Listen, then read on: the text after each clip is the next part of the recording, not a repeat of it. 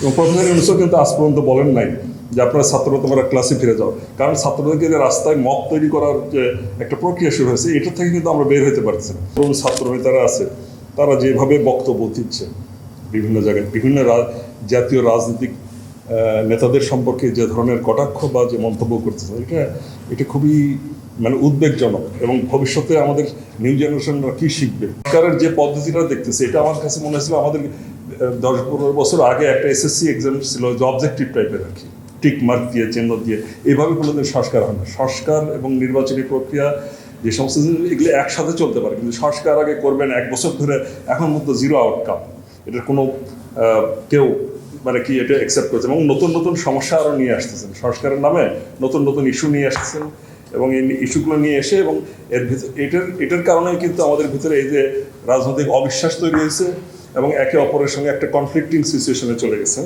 এই জন্য আমার মনে করি যে সংস্কারটা হওয়া উচিত ছিল একটা রোড ম্যাপ হতে পারে। যেমন 90-এর আন্দোলনের সময়, অভ্যুত্থানের সময়, তখন একটা 3 জোটের রূপরেখা ছিল, যদিও সেটা খুব একটা ইমপ্লিমেন্ট হয় না, একমাত্র পার্লামেন্টারি ফর্ম অফ ডেমোক্রেসি ছাড়া অন্য কোনো কিছুতে হয় না।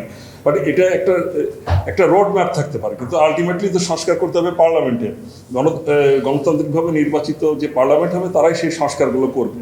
এটা আপনাকে একটা রূপরেখা দিতে পারেন যে আমাদের ডেমোক্রেটিক প্র্যাকটিসগুলো এভাবে, সরকার এইভাবে হতে পারে, দেশ এভাবে পরিচালিত হতে পারে, শিক্ষা ব্যবস্থা এভাবে চলতে পারে, এই ধরনের একটা রূপরেখা হতে পারে।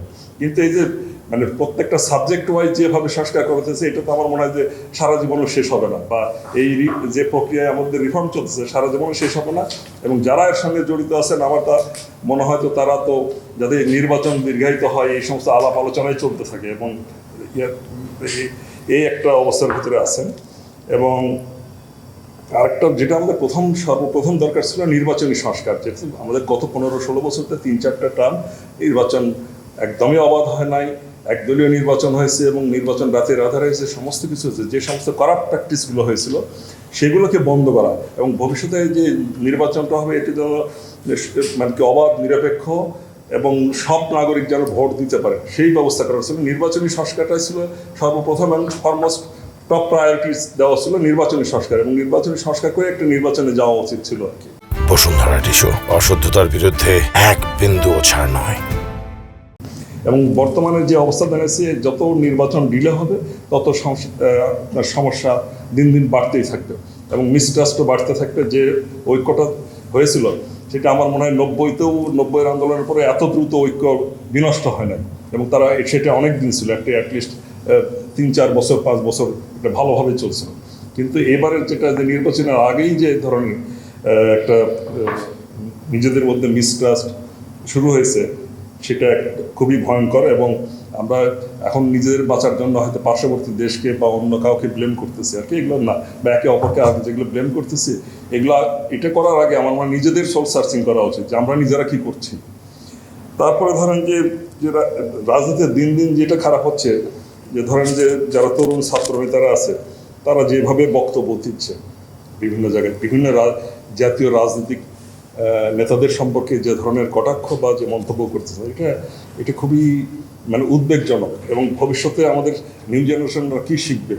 এবং প্রফেসর ইউনূস থেকে শুরু করে এনসিপি বা অন্যান্য যারা আছে, দেখেন 1 বছর হয়ে গেল, কেউ কিন্তু আজ পর্যন্ত আহ্বান জানায়নি যে ভাই ছাত্ররা তোমরা ক্লাসে you go back to class. এবং প্রফেসর ইউনূসও কিন্তু আজ পর্যন্ত বলেন নাই যে আপনারা ছাত্ররা তোমরা ক্লাসে ফিরে যাও, কারণ ছাত্রদেরকে যে রাস্তায় মত তৈরি করার যে একটা প্রক্রিয়া শুরু হয়েছে, এটার থেকে কিন্তু আমরা বের হতে পারছি না। এটা ভবিষ্যতের জন্য আমাদের খুবই খারাপ, এবং অবিলম্বে আমাদের মনে হয় উচিত যে ছাত্রদেরকে আর এইভাবে রাস্তায় বারবার যে কোনো ইস্যুতে নিয়ে এসে আর কি, একটা গোটা দেশে একটা নৈরাজ্যকর অবস্থা যে করা হয়েছে আর কি, রাজধানী সহ সমস্ত কিছুতে। আপনি দেখেন এই সমস্ত করতেছেন, কিন্তু আবার করাপশন কিন্তু ওই লেভেলেই আছে। সবার আগে দরকার যে নির্বাচনী সংস্কার করে একটা অবাধ ও নিরপেক্ষ নির্বাচন আয়োজন করা, এবং এই নির্বাচনেই একমাত্র এই সমস্যার, বর্তমান যে রাজনৈতিক সমস্যা বা যে সমস্যা আছে, এটা দ্রুত সমাধান হবে।